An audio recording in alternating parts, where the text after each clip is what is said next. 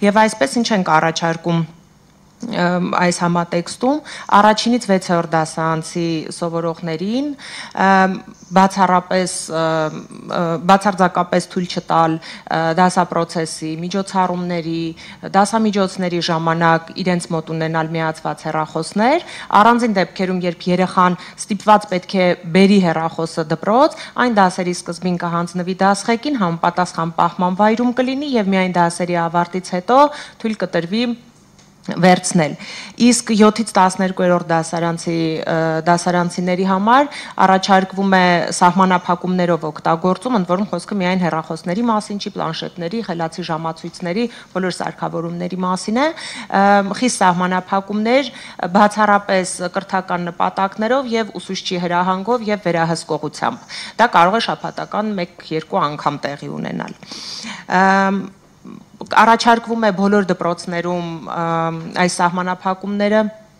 արդեն իսկ առաջարկել, միևնույն ժամանակ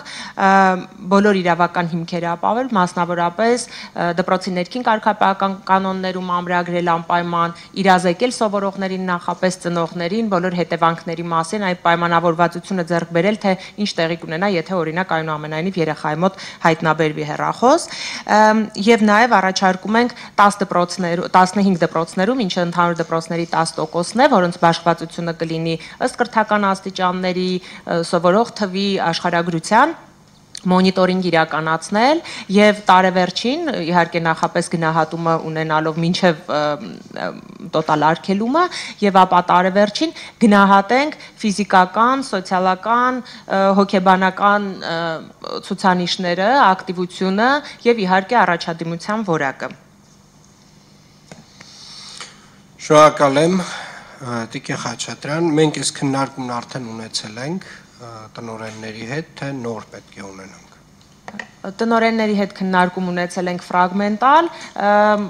պատրաստվում ենք արդեն հստակ ցուցումներով եւ ծրագիրը